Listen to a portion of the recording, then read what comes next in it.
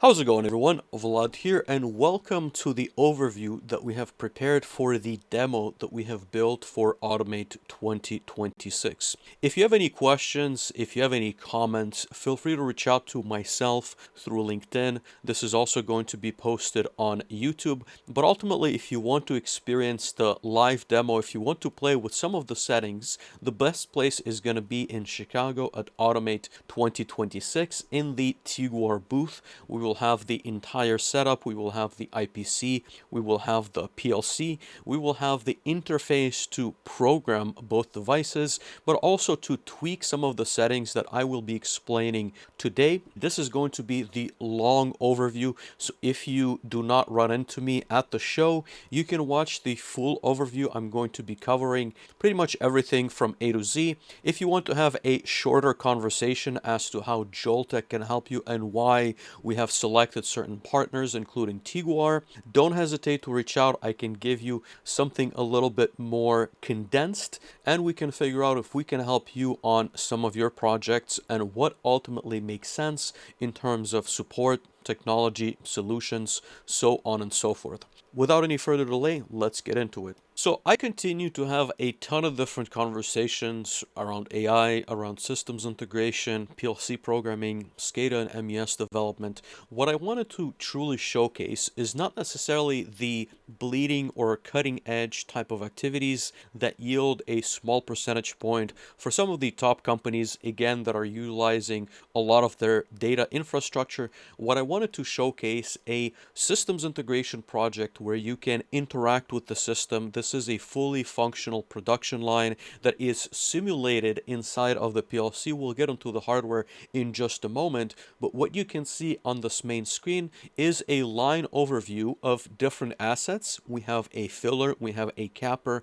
we have a labeler, we have a case packer, and a palletizer. And so these are common assets that you will see in food and beverage, but ultimately they should be easy enough to understand so that you can play around with different settings that I will show in just a moment. But just as an overview for those that may not be familiar with this, a filler is going to take a liquid from a batch process. It is going to pour it into bottles. It could be cans as well. There's going to be quite a few manufacturers that do this. There's going to be Tetra Pak, there's going to be Crohn's, so quite a few filler manufacturers that are recognized in the space. It's going to take as an input empty bottles, and it's going to, as the name suggests, fill them with the beverage of choice. Again, this could be beer, this could be spirits, this could be juices, this could be other, for example, condiments as well. And of course, it's going to be different from process to process. Next, we have a capper. So once again, as the name suggests, the capper is going to apply a cap on top of the filled bottle, and it's going to produce what we call, in this case, a capped bottle. Next, we have the labeler. So once again, the label is applied to the exterior of the bottle. Again, there's going to be different variations of labels. Some of them are going to be printed directly on the can. Some labels are going to be glued on the can. We'll take a look in a moment as to what that looks like, but ultimately we have capped bottles that come in as an infeed, we have bottle labels that come out of an unwind, and we have the output, which is going to be labeled bottles. Next, we have the case packer, and the case packer is going to, once again, as the name suggests, take empty cases. It's going to place the bottles inside of the case, and it's going to glue the flaps. Again, different from different industries. I have seen cases that are completely closed. I have seen cases that are just at the bottom that are stretch wrapped. If you've ever been to Costco, you have probably noticed all sorts of different variations of cases where beverages and other products are stored. And that's the output of the case packer is going to be a full case, at which point we have a palletizer. So the palletizer, all it's doing is moving the cases onto a complete pallet. So that is the general line overview. My goal here was to demonstrate something built. We'll talk about ignition in just a moment, but ultimately something that is easy enough to understand, where the process, I don't have to explain the process necessarily. Sometimes I believe that we pick something that is interesting to us, but is a little bit too complex for the public. In this case, I'm hoping that the inputs as well as the outputs for every machine are clear, they are a linear production line, meaning that the filler feeds into the capper, feeds into the labeler, feeds into the case packer, and the case packer feeds into the palletizer. What you also may have noticed is a couple of things as we look at the overview. So number one, under each asset, we have the current state, which is going to be backed up. In certain cases, it is faulted. Then we have a labeler that is starved. Same with the case packer as well as the palletizer. So these are the true representations of the machines as you would see them in the field. So let's take a look at that for just a moment. So the filler is displaying backed up. The state of backed up means that the discharge of this machine is full. And in this case, again, it is not obvious to someone that's not running this specific line, but once we have reached a 50 filled bottles threshold, the machine is going to stop producing. And this is, once again, very common in packaging equipment when you have a discharge conveyor coming out of the machine. This could be set to 50. If you have a buffer, this could be thousands. But ultimately, this also allows you to start thinking about where are the bottlenecks and how do we optimize this specific production line. Because in this case, very clearly, the filler could still be running while the capper is faulted or perhaps in a different state and being buffered by something between those two equipments. We'll get into line optimization a little bit later.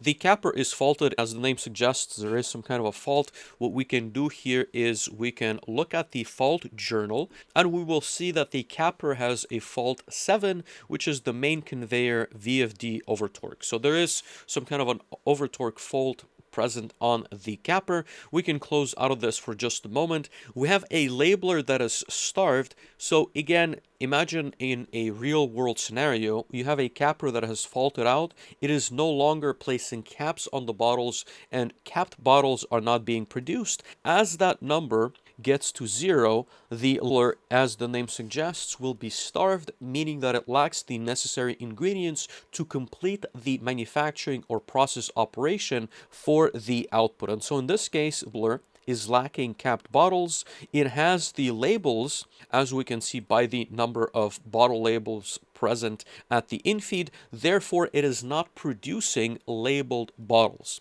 And why are all these states important? As I'm explaining the general state of the line, what is important here to understand is that this is a challenge that many manufacturers deal with to understand where the bottlenecks on the production lines are and to invest capital to optimize production. So we will get into some numbers in just a moment, but in very basic terms, when you have 5 assets, one after the other, there's going to be, based on data, a bottleneck. And a bottleneck is the constraint of your packaging process in this case, which will prevent the other assets from producing. And so by investing money into the asset or into buffers between the assets, which again may look very differently if we put a conveying system between, let's say, a capper and a labeler versus between the case packer and palletizer, it's going to be a different conveying system, but it may prevent that machine from being the bottleneck. So extremely important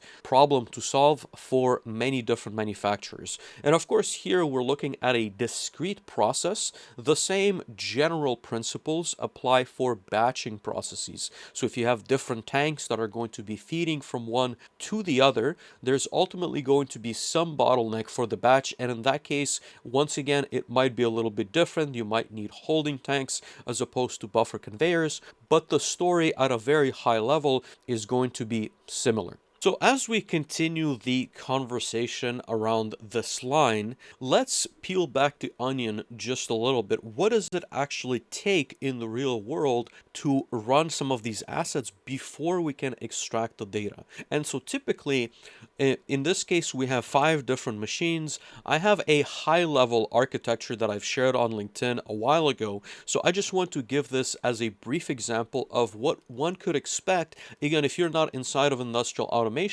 some of these components may not necessarily be obvious, But if we switch over to the small machine architecture, you will notice that we have a couple of components. So inside of the machine, we have what's called a PLC, or programmable logic controller. This PLC talks to the local, usually HMI. Again, we'll talk about larger processing, larger skids in just a moment, but we have at a minimum a PLC that's controlling some IO points. We have an HMI through which the operator can start, can stop the machine, can maybe change certain parameters, can look at some data. Again, this is not a debate between HMI and SCADA. You can have some local components where you're storing some of that information. You also usually find other peripherals. And on this diagram, we have remote IO, we have servo drives, we have VFDs. Again, this is going to be on a machine to skid basis. But if you're a machine builder, this is a high level architecture overview of what you can find inside of those panels. A filler is going to be to some extent different than a palletizer, but both machines are going to be controlled by a PLC. The palletizer is going to have a robot with a series of IO, whether that's FANUC or otherwise. It's going to have its own controller that's going to feed some information back into the PLC. The PLC is going to send it some information, so that's going to be your peripheral. A filler is going to be a lot denser with different IO. Usually every station is going to have different valves, different measurements. It's going to be very precise. Once again, it's not a debate as to what the specific architecture looks like, but imagine for a moment that every machine has some of these basic components, and in certain cases, not always, it is going to be connected back to a managed plant switch. Once again, there's going to be different brands on that side. You have your Rockwell Stratix line, you have your Siemens. I have a couple of those switches behind me. You also have your Moxa, your Phoenix Contact, your 480net. There's going to be a lot of different options. The same obviously applies to the peripherals inside of the machine. I want it to be as agnostic as possible. Of course, I have experience on a variety of different platforms. You can choose your Rockwell automation, you can choose the Siemens controllers, you can choose Optio 22, Phoenix Contact, Wago, which runs on Codesys. You can choose Omron. This is not a discussion of the specifics. If we want to look at a larger skid, now that we understand a little bit better what a smaller machine architecture looks like, we can spend a little bit of time on a slightly larger, and again, this is small machine, this should be medium or large or process, but this is the general breakdown of the different devices that you will commonly see in industrial automation. And so this is the Joltec recommended configuration for a specific process. So once again, we have our PLC, we have our HMI, we have a network switch. In this case, and again, there's going to be debates if that's managed, if it's unmanaged at the panel level. It depends on how you're connecting the network, in my opinion. We have done a lot of such consulting services with different manufacturers, so don't hesitate to reach out for a further conversation. We have VFDs, we have then specialty modules for a process that's going to be your load cells, your flow meters. So this is going to be your P&ID type of instrumentation. We have vision systems, and of course, we have many of such modules. We also have what's called a local panel, and typically, like I said, in medium to large type of deployments, you will have remote panels as well. And usually a remote panel is a reconfiguration of what we found in a local panel without the full extent of the controller. So in this case, we would not, generally speaking, again, and sometimes that is the case, we're not going to have a separate PLC. This is going to be a remote network adapter, different flavors, once again, a lot of different solutions on that front, but we have the remote input, we have the remote output, we have, of course, analog, we have specialty modules. There's going to be a lot of different flavors. And here we also have some examples of different field devices. So we have your digital sensors, analog sensors, you have coils, you have contactors, you have VFDs, push buttons, encoders, resolvers, high-speed counters, e-stops. Hi, my name is Vladimir Romanov. I am the founder of Joltec as well as Solus PLC. With a background in electrical engineering and MBA, and over a decade of experience leading projects in manufacturing and industrial automation, I help engineers, managers, and manufacturers make smarter technical and business decisions, modernize their operations, and build stronger careers. If you're serious about manufacturing, automation, and staying ahead in the industry, subscribe and join the community. E-stops can be done via local PLC, can be done via a separate hardwired safety relay connection, and we can get into all of those designs. This is not the necessarily purpose of the demo. This is just an illustration of what is possible, and we can see where the inputs are coming from. So these inputs are being fed into the cards, and then we are setting different outputs, once again, of different nature. So hopefully that explains what the machines in our line can look like in the real world. And so for the purposes of this demonstration, we have simulated the process for every machine, which is a filler, capper, labeler, case packer, and palletizer in the real world. Having done multiple designs, the architecture can look like what we have just seen. And so in this case, I can also navigate to the different machines. I can look at the filler, I can look at the capper, I can look at the labeler, I can look at the case packer, and last but not least, the palletizer. And so every machine is going to have a sense of control, but also status. So we have a filler with 2 filling stations. We'll notice that station 3 to 16 is currently inactive. We have the infeed of 107 empty bottles, and we have a discharge conveyor filled with 50 bottles at the discharge of the filler, and we have a warning, which is the discharge filled bottle conveyor full, which is the reason why the filler is currently backed up. And so we can, of course, we can stop the machine, and you'll notice that the machine has transitioned to a stopped state. We can start the machine and it's going to start back up, but of course it cannot run because it has the 50 bottles at the discharge. Similarly, we can look at the capper, and once again we'll notice that the capper is currently in a faulted state. It is receiving 50 infeed bottles, so these are the filled bottles. It has 7 bottle caps remaining, as you can see by the counter, but also by the image here. It is currently applying a cap, so it's almost finished to the end of the process, but it is in a faulted state, which means that it will not resume operation. So I have a couple of things. So number one, I can go into the fault journal, and what we will see is the fault that we've looked at before. The main conveyor VFD has overtorqued. And of course, there is no actual VFD. This is a simulation, and we'll talk as to how we're generating some of these faults inside of Ignition in just a moment. But what I can do here is I can acknowledge the fault, and then I can clear the fault because it is still active. It needs to be cleared on the side of the PLC. And at this point, we have a state of stopped for the capper, which means that I can start the machine and allow it to apply caps to the bottles that are coming into the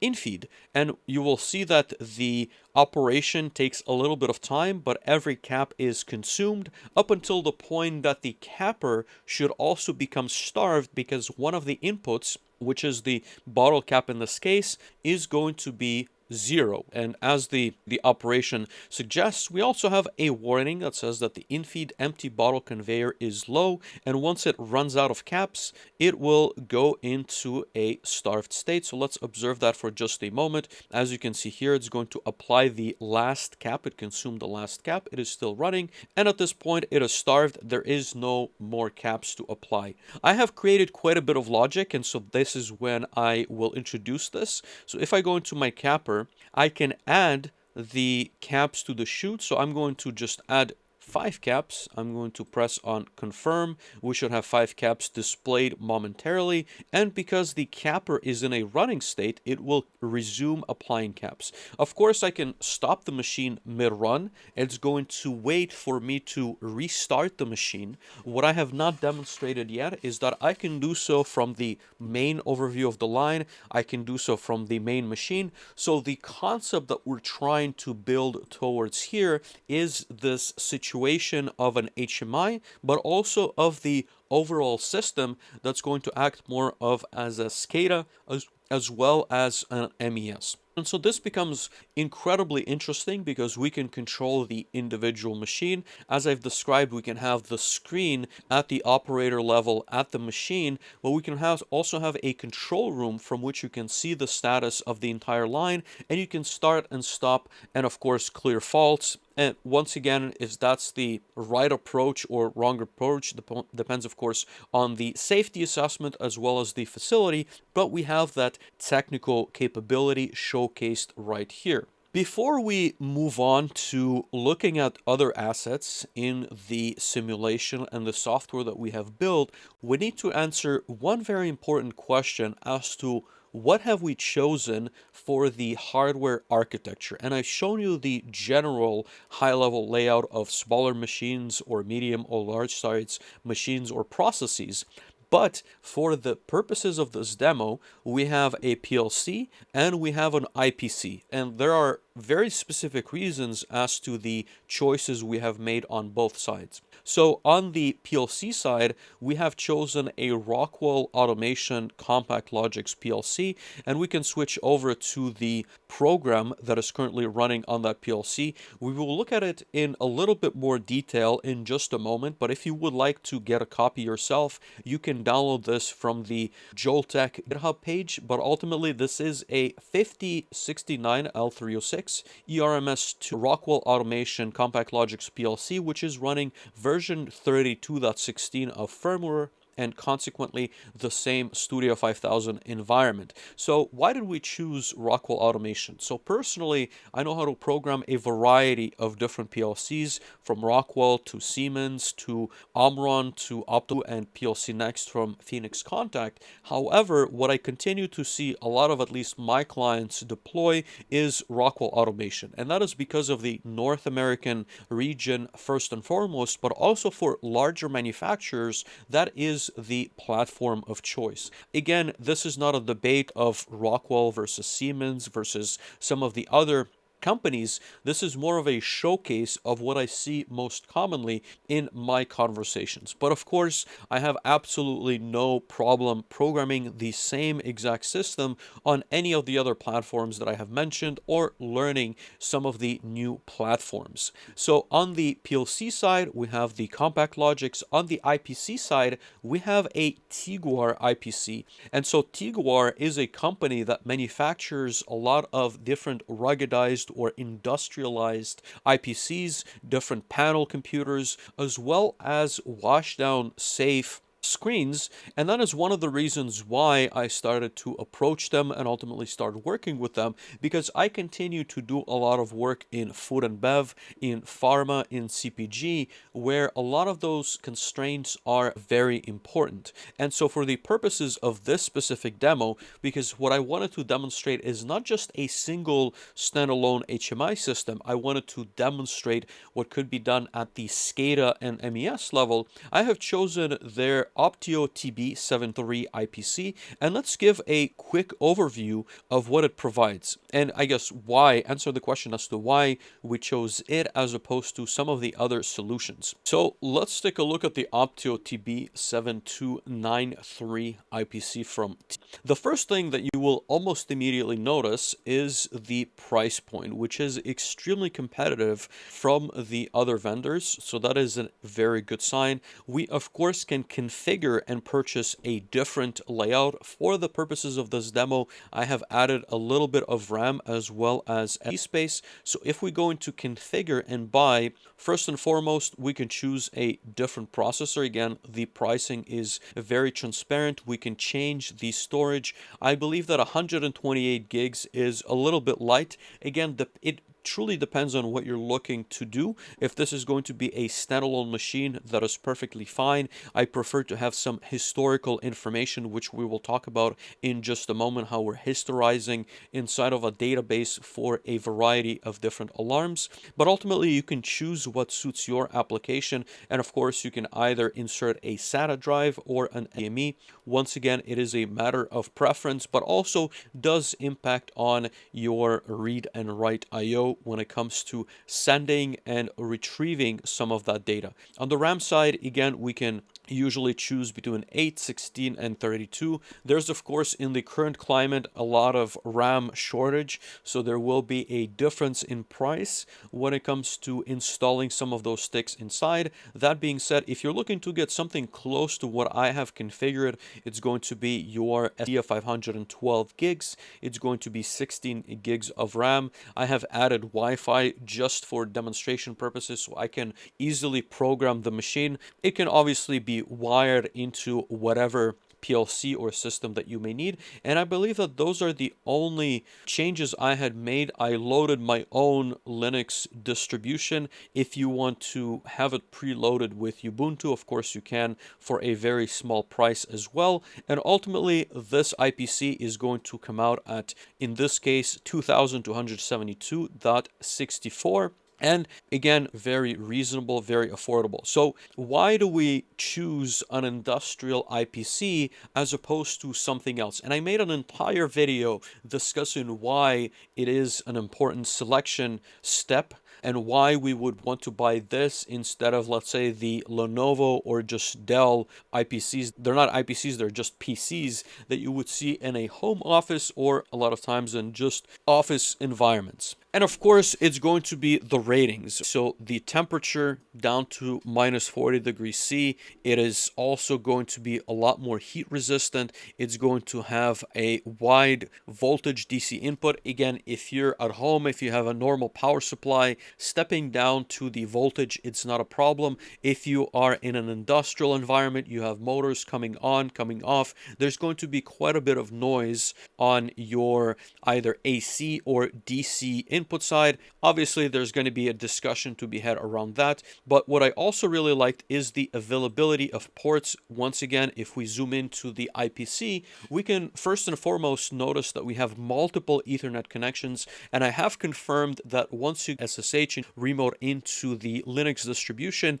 you can set each one of those ports individually. Plus, I personally have the 2 antennas. So this also allows us to connect potentially if it's a industrial environment, and if you're not routing, if you're not going to be changing the IP addresses of different equipment, you can plug into different VLANs. You can plug into the current IP addresses that the manufacturer has set for their machine without having to need to reconfigure your network. Again, it is obviously possible with the right know-how and the right team, but this makes it a lot easier out of the box to connect to those pieces of equipment. You can also plug in a variety of USB peripherals, and again, whether you're using IP cameras on Ethernet on their own VLAN or you're going to be sending that data via USB, that is obviously your choice. This is extremely flexible for what this looks like. And of course, we have a variety of COM ports. As we all know, in the industrial automation space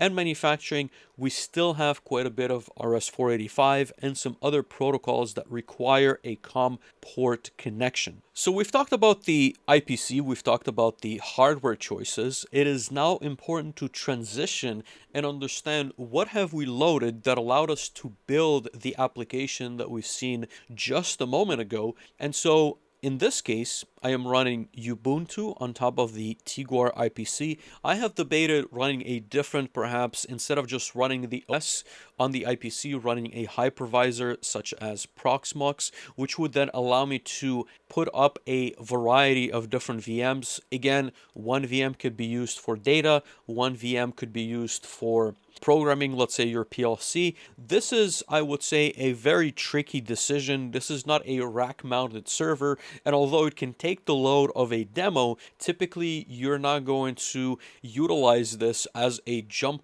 box, as a replacement for a full 2U or 4U or even a new type of a server. So if you're looking to deploy Proxmox and have a bunch of different VMs and you have proper data storage procedures, you can obviously look at something a little bit more robust that is going to be a step up from this specific IPC. So with that in mind, I loaded Ubuntu and then I loaded Portainer. And so Portainer is a software, if you're unfamiliar, which allows me me to load different containers that are available on Docker and then segment the networks in a way that's going to make more sense for the entire application in build. So without Portainer, I would have had to manually change a lot of the settings on the ignition side, a lot of the settings on the database side, but Portainer allows me to network all of those components the way that I want. It allows me to set different limits. So if I look at the interface, so this is,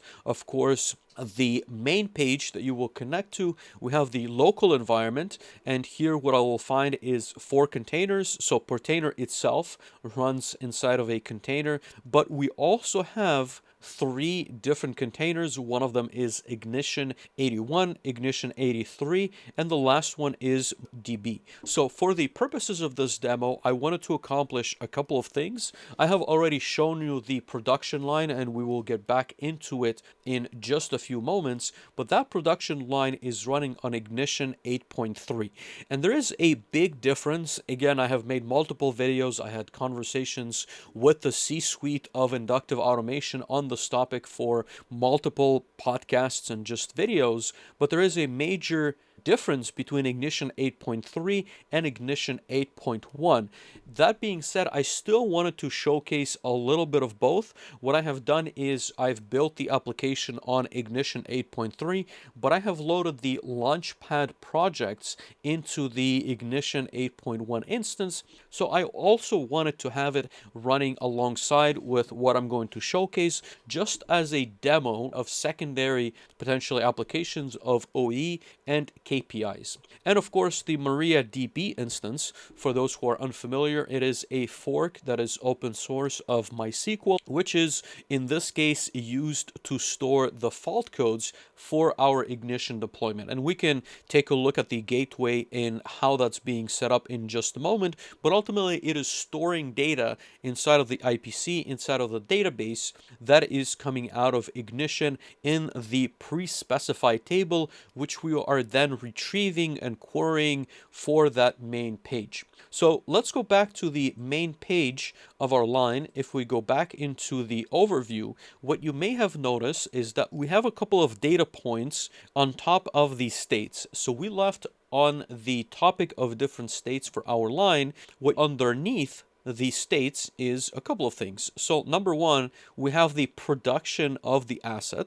In this case, the filler is making or filling bottles. We can see the number of bottles filled for the hour, for the shift, for the day, and for a custom counter. Once again, this is programmed to be an ongoing counter in this specific instance, but of course it can be customized for your specific application, and it will be plant dependent. So you can run that for the entire month if you wish. You could run that for a week. You can run that for a quarter. It really is up to you. Currently, that data is stored on the PL. It is not being historized inside of the database. What is being historized are the faults. So every asset has been configured to fault out on a regular basis, and that is the reason why the line is currently not operating in its optimal condition. So in this case, we have stopped the capper. I can start the line, and that should start the capper once again. Let's just fill it with more caps. I know that we've been a little bit conservative.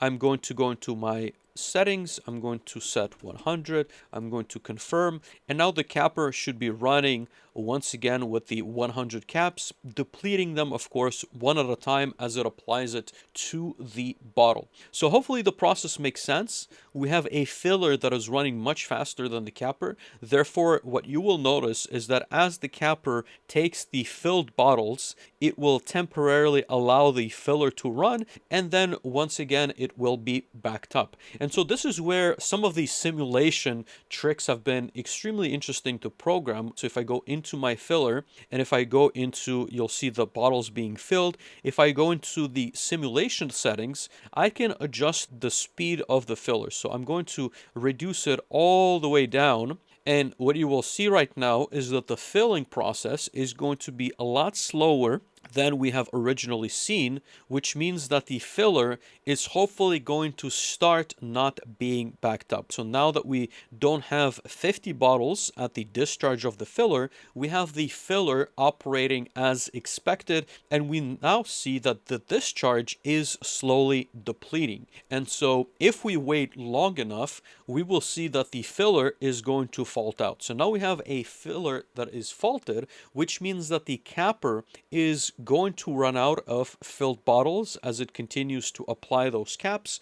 But we need to understand what happened to the filler. And of course, we have the fault journal for the entire line, and we can see that we now have a filler fault 1, which is the infeed pump failure, which is active. So first, we need to acknowledge the alarm. We're going to press on acknowledge. It is still active on the control system side inside of our PLC. So what I need to do next is I need to clear the fault, which will clear the faults in this context as well as on the PLC. We saw that there was a second fault, so there is a capper fault as well. We're going to press on that, and it is the cap infeed air pressure low. I'm going to acknowledge that as well, and now we have both of the machines that faulted out stopped, again, rightfully. But we also have now a historical event for those specific faults. So we have a fault on the filler, we have a fault on the capper, and that is the cap infeed air pressure low, and we have the filler, which is the infeed pump failure that happened for a specific duration. I can now restart the line, and hopefully it is now running, it's filling. We have bottles being filled, bottles being capped, obviously bottles being labeled at a very slow pace, and this all illustrates that we are tweaking parameters of a real production line, but we are ultimately having an impact of on how the line is actually running. Now that we have a general overview and understanding of the line on the ignition side, we'll take a look and come back to the application and how it has been built. I want to take a look at the PLC side and understand how each one of the machines works and how it has been simulated. So once again, this is running on a Compact Logix Rockwell Automation or Allen Bradley PLC version 5069 L306 ERMS2, and that is a firmware 32.16, of course, with the studio environment of the same version. And so here we have our filler, we have our capper, we have our labeler, case packer, and palletizer, along with a couple of other routines that are very important for the function of this application. And so if I scroll through each asset, it will be difficult to understand how they function. But ultimately, I want you to pay attention that they can be started, they can be stopped, they can be faulted. There's going to be a list of different faults. Of course, comments can be added to these arrays. There's going to be a lot of improvements that can be made. We can also create AOIs and UTs to make sure that this is replicable and we can scale this application very easily. For the purposes of the demonstration, I wanted to keep this as simple and as, I would say, unintricate as possible. So what you will notice is a lot of fairly direct addressing. There's going to be some indirect, but we'll get into that in just a moment.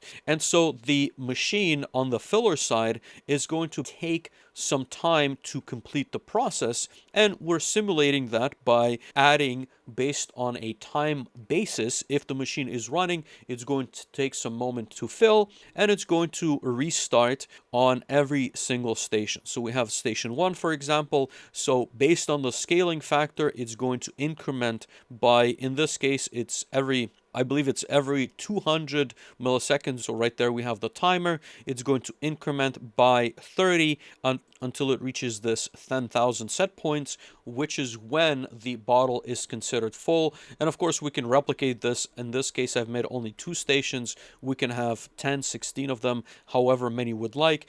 In a real life application, you can have fillers with dozens of filling stations, and you can have fillers with a single station. There's going to be different applications in our industry that's going to require different throughput. There's also going to be some alarms and faults that we've seen on the displays that will be displayed based on certain conditions. So when you have in-feed conveyors, when you have discharge conveyors, I believe it's always nice to let the operator know what's going on with that specific machine and the entirety of the line. In terms of the other machines, you will notice that the logic is very similar. There's going to be, of course, some small differences between a filler that has multiple station and a capper that only has one process, but the general gist of the programming remains relatively the same. So we're going to be applying in this case, a cap to the bottle. In terms of the labeler, we're going to apply a label to the bottle,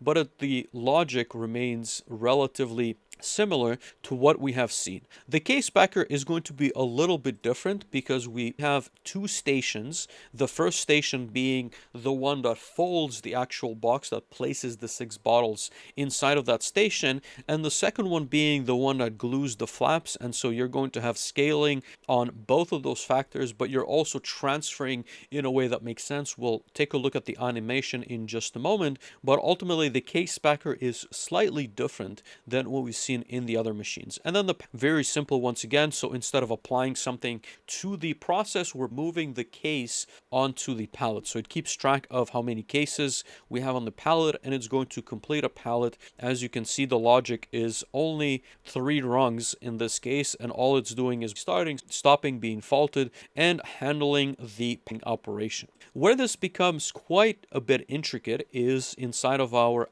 HMI interface routine. And once again, this is a pseudo SCADA, I would say, plus MES, plus it has quite a few simulation components that are going to be running inside of Ignition on our Teguar IPC.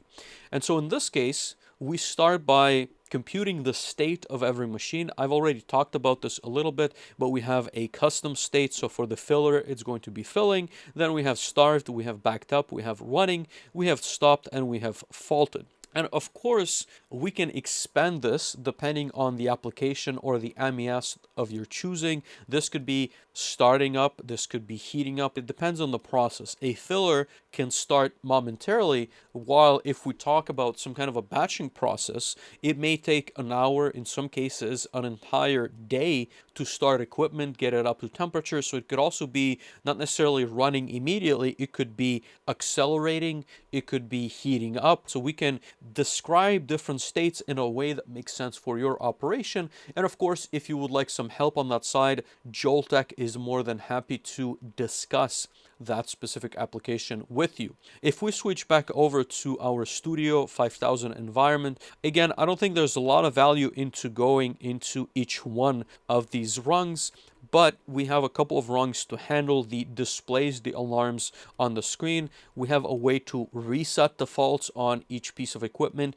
We have a way to reset the faults on the entire line, which is tied back to every machine. We have a means to simulate different faults, and we'll look at the ignition side in just a moment as to how it is done. But there's going to be 10 faults associated with each piece of equipment that are going to be randomized. And once again, I wrote quite a bit of code on both Ignition as well as Studio 5000 to make that happen. But in this case, we are looking at the logic that makes that possible. So we are taking a pseudo timer that is going to be based on the controller, and we are shifting a register into a random fault based on the current condition of that timer. And you'll see it flickering, but it is going from 0 all the way to 9, which makes us 10 different faults. And we can adjust the randomness as to when the machine actually fails based on the specific timer. So we'll take a look at that in just a moment. And every machine is going to have a similar flavor to an extent of this logic. And again, I left a lot of comments for the first machine that I had to design. For some of the other ones, you will notice that the comments are missing, but it is doing the simulation as well as the display as well as the function of the equipment. If we switch back to Ignition, as I've mentioned, there's quite a few things that we can configure in both the line, but then on a per asset basis. So if I open this line simulation settings, in this case, all I can do is reset the counters. And there's going to be 2 different counters that we want to reset, because one is responsible for just the counts, the other one purges all data that is historical as well. So we can purge the data and reset the counters that we see here. We can, again, let's confirm, and it should hopefully go back on the custom side to 0. And if we reset all the counts completely, you'll notice that all of it will go away. So for the hour, the shift, the day, and the custom has been reset,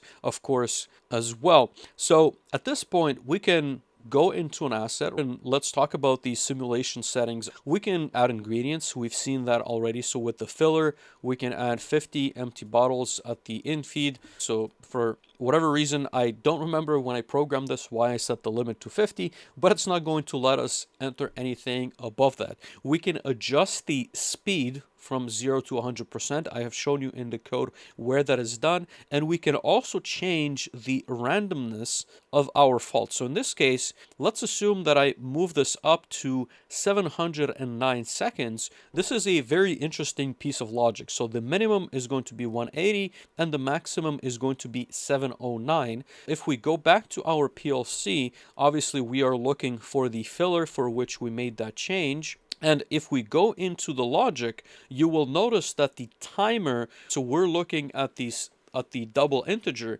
when the filler is no longer going to be faulted, it will randomize the time to the next fault between 3 minutes and 20 minutes. Again, obviously we can expand this to whatever we'd like, but I want to make a limit as to how often the faults will occur. So if I go into my filler and I can, let me see here, so I'm going to reset the faults. I also want to double check. I want to acknowledge the fault on the filler.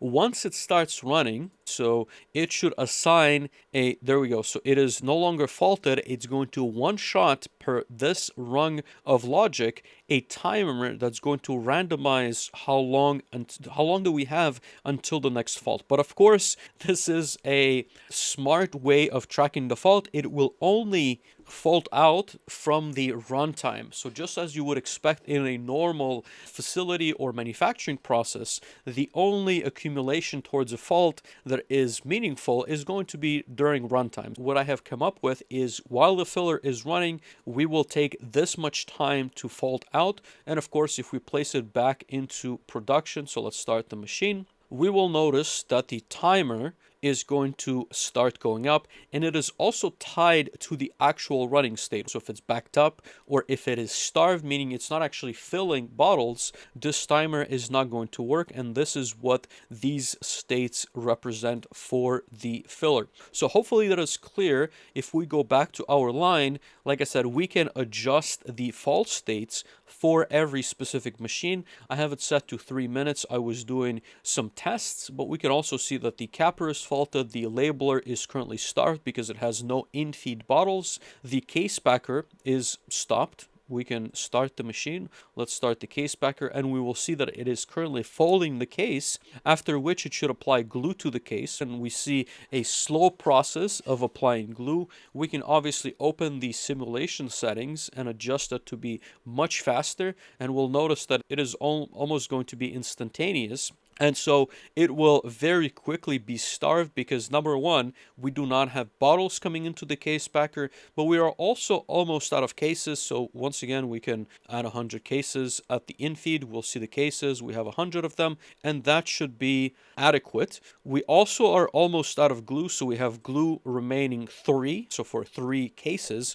I could also press this button and I can add glue to the simulation. It is fully filled and it is ready for when this case gets 6 bottles, it gets closed and glue gets applied. And of course, we have the last but not least, the palletizer. You will notice that I have actually spent the time building up this animation. The palletizer stacks the cases as you would normally see in a real manufacturing scenario. There's not going to be any patterns, so of course you could complicate this to an extent. It could be picking up 3 cases at a time. It could be rotating the cases, but it is demonstrating a normal palletizing application. As you can see here, we have 44 out of 45 cases on our pallet. So what I'm going to go back to is I want to, first of all, I'm going to acknowledge the fault that we have on the capper. I would like to complete a pallet. So ultimately we are here to see the entire production line. So everything is running. We need to get this palletizer a couple of more cases so that we could complete the process. So let's go into the capper. We see the labeler is running. So hopefully the case packer gets the bottles. We have the palletizer that's running.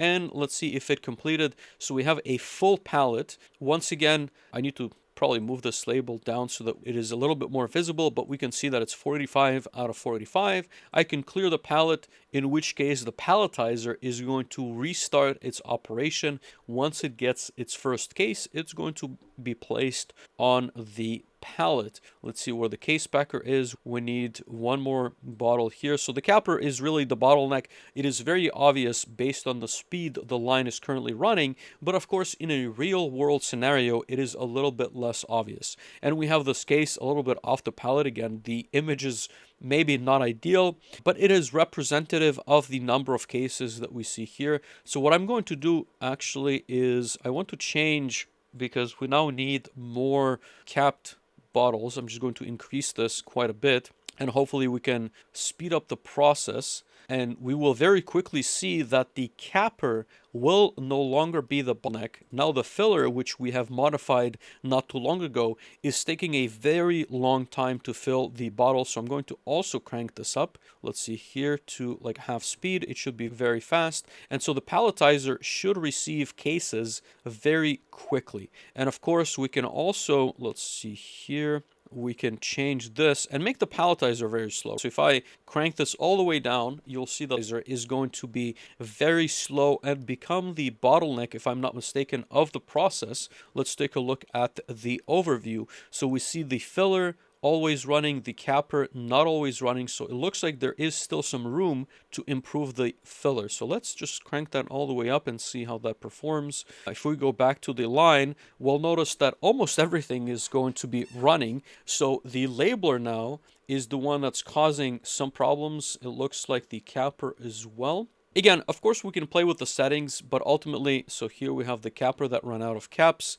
We can add 100 caps to the capper. And we have almost the entire line running at this point. So the labeler is waiting a little bit on the capped lines. It is running for most of the time. And you'll notice that we have some transitions from starve to running on both case packer as well as labeler. The palletizer should start backing up. So if we go into the palletizer, now we have multiple cases on this conveyor. We only illustrate 4, but ultimately we have 5 cases at the end, 6 cases now. So we're producing so fast that the palletizer is unable to keep up. So in this specific state, we will notice, and again, we don't need any analytics tools, we will very quickly see that the palletizer is going to, once the line stabilizes, spend a lot of its time in a backed up state. And so as a transition from looking at the line to maybe answering the question, why does any of this matter? And so that is an important question that we need to answer in this day and age where digital transformation, Industry 4.0,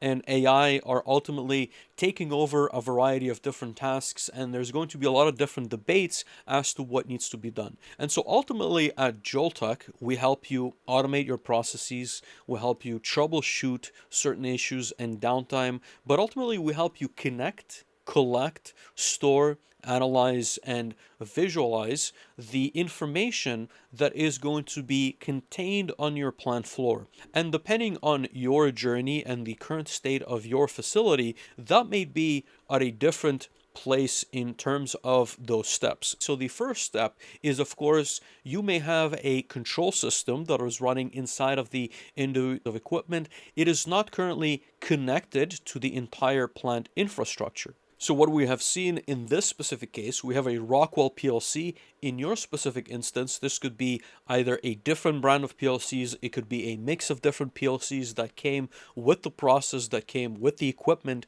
that first and foremost need to be connected to the network. And of course, that's going to bring a couple of different benefits as we're talking here with Teguar. Number one, when you're connecting all of those assets to your common network, you will have access on a not only remote basis, but even from the facility to be able to troubleshoot faster. So instead of walking down an engineering resource to go and point at the HMI, they can immediately understand what had happened. And again, depending on the severity of the problem, they can either call the operator, they can walk down, but ultimately take action a lot quicker.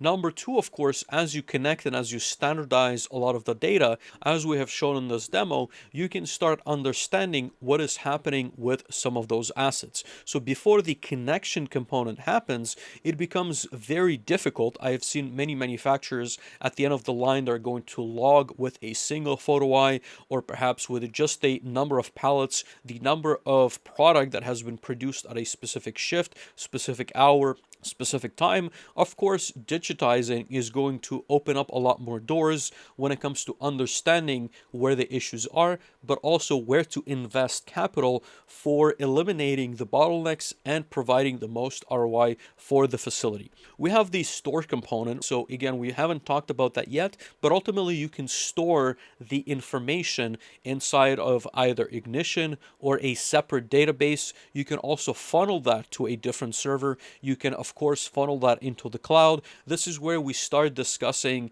terms like a historian or a UNS. Of course, they're very different in nature, but ultimately they have to do with data and data transition, data forwarding, data storage, and we also talk about databases. So connect, collect, store. Next, we have analyze. So once we start looking at the data, you're going to, and when I say looking, there's going to be different tools, whether that's machine learning, whether you call that data science and you pass that on to a different team, whether that's just operators looking at the state of their equipment and just having the visual presentation in front of them, that's going to be your analyze layer. So once the information is available, someone needs to actually analyze the information to make the right decision. And of course, we've worked on a variety of different applications where this is critical, and this could be anything from quality defects detected by either sensors or vision systems. This could be looking at the entire line, and as we've shown here, looking at bottlenecks and improvement areas.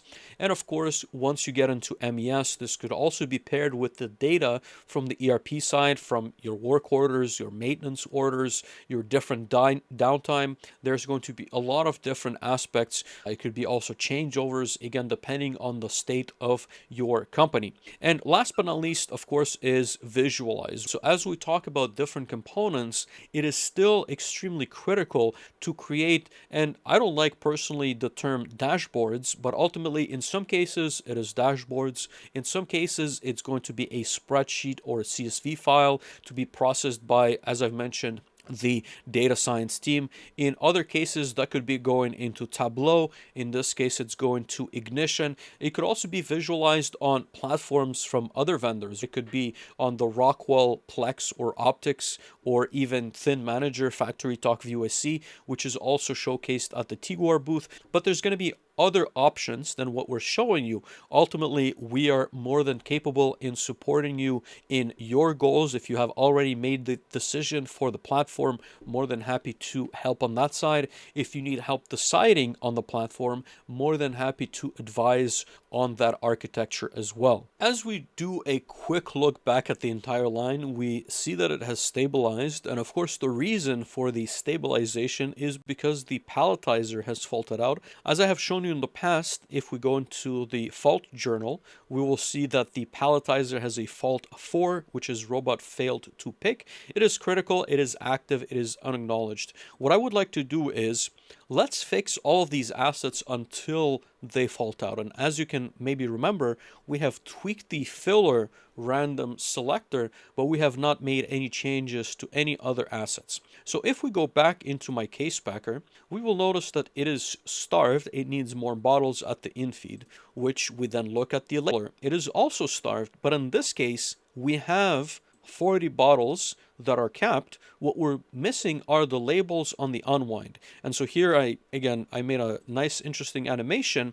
If I add labels to the unwind, you will notice that it will be representative of the number of labels, and it will start applying labels to the bottles at the discharge, which of course the case packer is going to consume. So if I switch over to the case packer, we'll notice that it is producing once again. If we go back to our line, as well as the case packer are producing as expected. Of course, we will notice that the number of capped bottles will very quickly deplete, and the capper is now both starved of bottle caps. So we need to go back into the capper settings, 100. Let's add those caps. and we'll notice that the capper has faulted, which means that it is not producing the capped bottles that I wanted to see in this trickle down operation, which means that we need to go back to our capper. We need to go into the fault journal.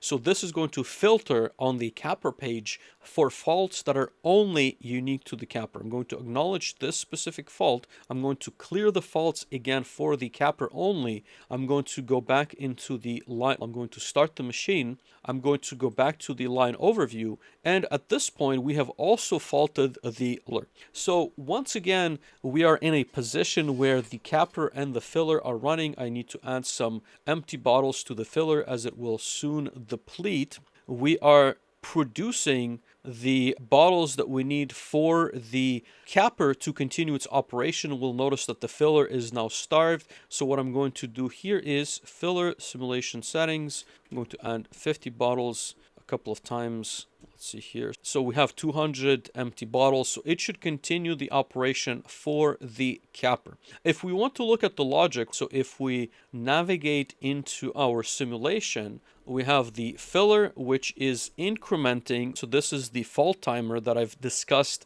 a little bit earlier, but we now also have the same for the capper. So we can determine how close it is to failure. Again, maybe for simulation purposes, we could have displayed this. And let's see, now the capper is backed up. So it is full. It's not going to be able to operate. If it continues to operate, it will fault out. So what I'm going to do is I'm just going to fault this out intentionally. Let's see here, Control T. There we go. So it is now faulted out. I'm going to go back into my line. As you can see, the capper is faulted. The fault journal displays capper fault 2, cap applicator, overvolt. This is the cap applicator. It is overvoltaged. If we go into the line, we have 3 assets that are now faulted. We can open the fault journal for all of them. So we have the palletizer, we have the capper, we have the labeler. So we have an entire overview of the line, which shows us all the faults and why the assets are down. And then we can drill into the specific asset. So if I go into my palletizer, I can look at the fault journal. I will only see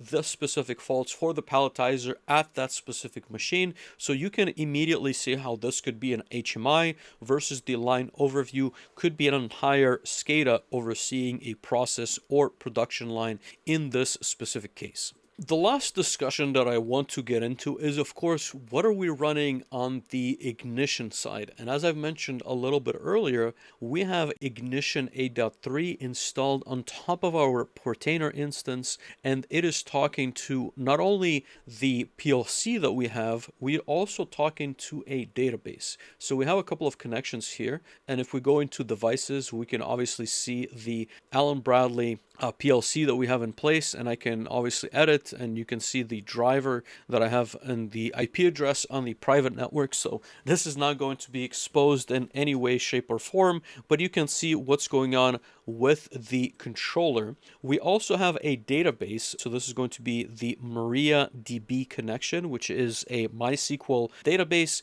into which we are sending journal queries. So if you go into journals, we have an alarm journal that is connected to the database, and it is currently feeding the historical faults from our line into the database. And so if we switch over to the actual Ignition designer, so this is how we built the line. And by the way, you can download this entire project off the freely available GitHub if you want to experiment with any of it. Of course, I would highly recommend having the PLC program, otherwise it will be a little bit difficult to figure out.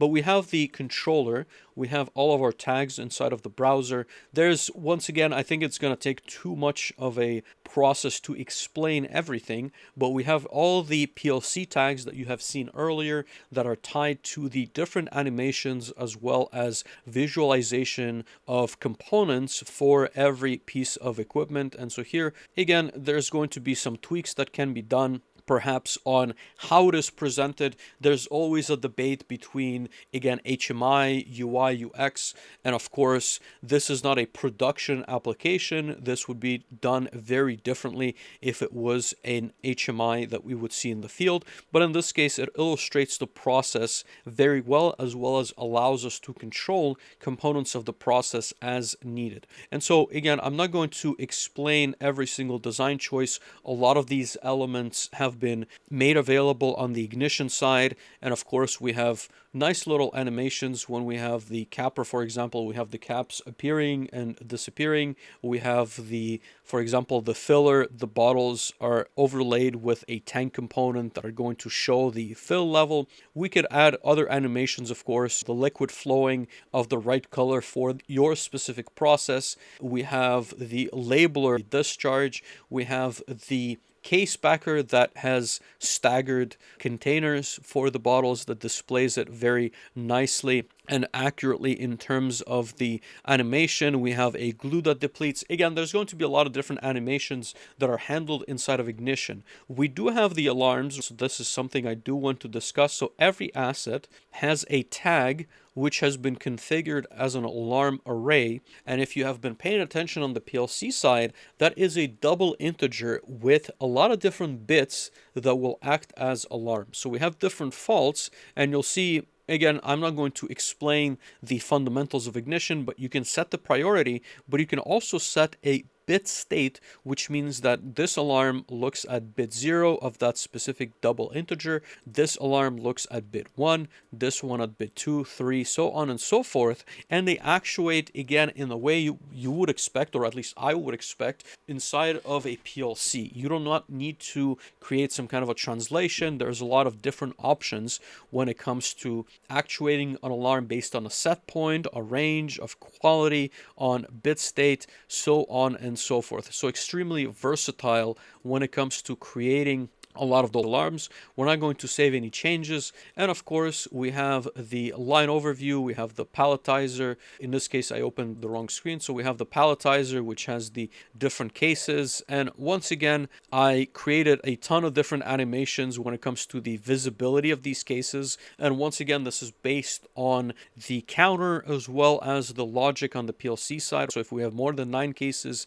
this is going to display this specific case. I had to rearrange the placement. As you can see, it is very nice and neat as we would expect on the real pallet. Of course, in the real world, you'd have a single pallet instead of 3 perhaps, but that is just a detail. We have other animations when we have these like labels and progress bars. In this case, again, it is tied to a real tag on the PLC side. If you want to explore this a little bit further, number 1, I would encourage you to download the software, but number 2, come and see us at Automate 2026 in Chicago at the Teguar booth. If you would like to see this in demo with just myself on a different timeline, don't hesitate to send me a message on LinkedIn, on YouTube, or otherwise. And so we also have the pop-ups. So I've talked and showcased some of them, but we have a fault log for every machine. So we have the capper, we have the case packer, we have the filler labeler, and of course,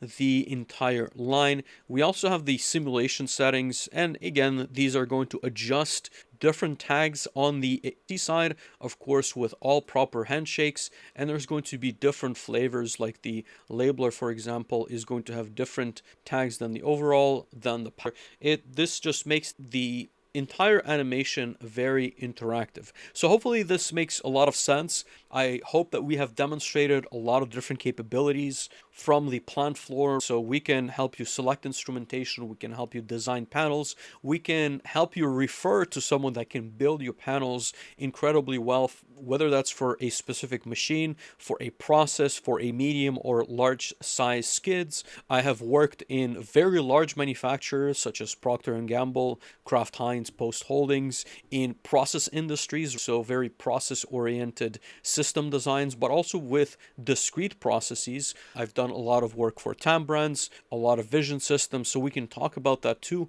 Don't hesitate to reach out if you have any automation, PLC, HMI, SCADA, or MES type of needs. Always happy to discuss, always happy to help, and hopefully we will see you at Automate, and if not, we will see you.